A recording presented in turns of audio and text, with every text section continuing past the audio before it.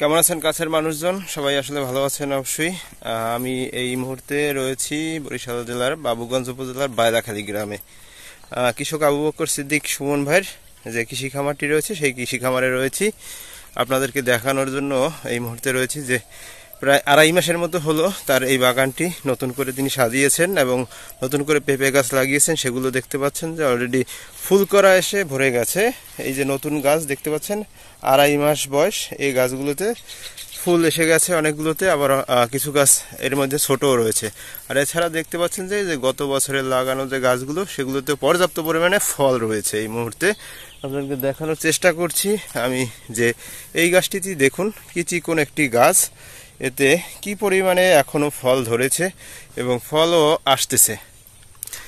তিনি যে বাগানটি করেছেন, পেঁপে খামারটি করেছেন, এই পেঁপে খামারটি হচ্ছে ইন্ডিয়ান শাহী এবং কাশ্মীরি শাহী নামে দুটি জাত তিনি রোপণ করেন তার এই কৃষি খামারে। আর দেখতে পাচ্ছেন যে এই কৃষি খামারে 1 একরের এই জায়গায় তিনি দুটি পুকুর কেটেছেন। সেই পুকুরের পারে তিনি এই পেঁপে গাছ লাগিয়েছেন।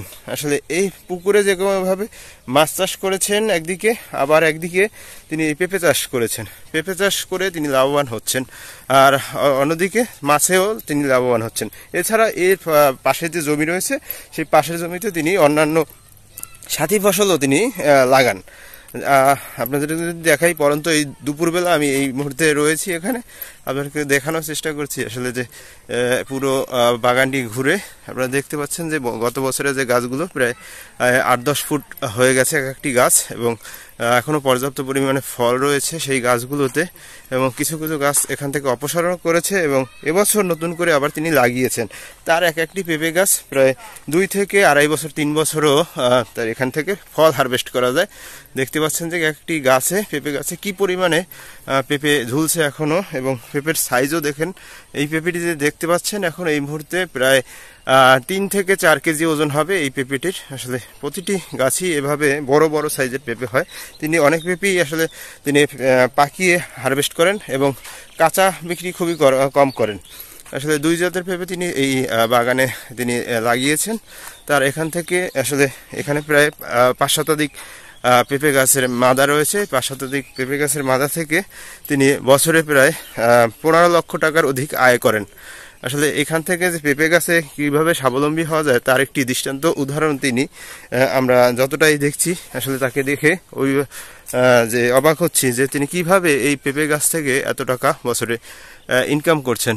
দেখতে পাচ্ছেন যে আসলে আমার সামনে 2টি পেঁপে ঝুলছে, আসলে এর উপরেও রয়েছে অনেক পেঁপে।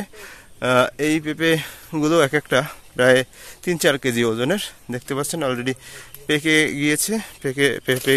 এছাড়া এই যে এপাশেও দেখতে পাচ্ছেন যে প্রচুর পরিমাণে পেঁপে ঝুলছে। এই যে তার কৃষি খামারটি রয়েছে, কৃষি খামারটি একটি এই অঞ্চলের কৃষকদের একটি অনুপ্রেরণা বলতে পারেন।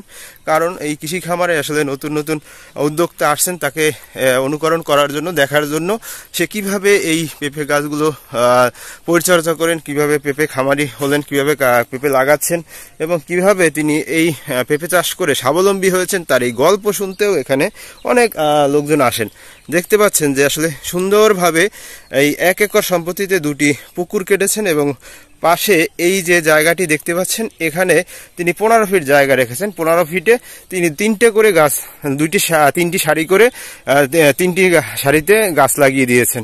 এভাবে করে পুরো ঘেরটিকে আপনার সাজিয়েছেন, এবং এই মাঝের পয়েন্টটিতেও আপনারা দেখতে পাচ্ছেন যে 3টি করে সারি দেওয়া হয়েছে।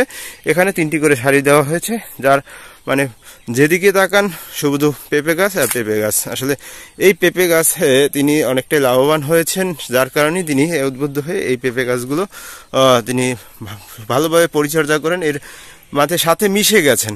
যার কারণেই এখন দেখতে পাচ্ছেন যে বর্তমানে তার বাগানটি আবার সবুজ হয়ে এসেছে, এবং পুরো আর কিছুদিন গেলে পরেই পুরো বাগানটি সবুজ অরণ্যে পরিণত হবে। আসলে পুরো এলাকাটি তিনি একেবারে সাজিয়ে গুছিয়ে নিয়েছেন, যে কিভাবে পেঁপে গাছের যে তিনি বলতে পারেন যে বিভিন্ন দেশ থেকে তিনি যে ঘুরে ঘুরে অভিজ্ঞতা নিয়েছেন, সেই অভিজ্ঞতাই তিনি এখান প্রসার ঘটিয়েছেন। সেই অভিজ্ঞতার প্রসার ঘটানোর কারণেই আজকে তিনি এত সফল হয়েছেন। যার কারণে বিভিন্ন জায়গা থেকে উদ্যোক্তারা আসেন এই পেঁপে গাছ দেখতে এবং তার বাগান দেখতে।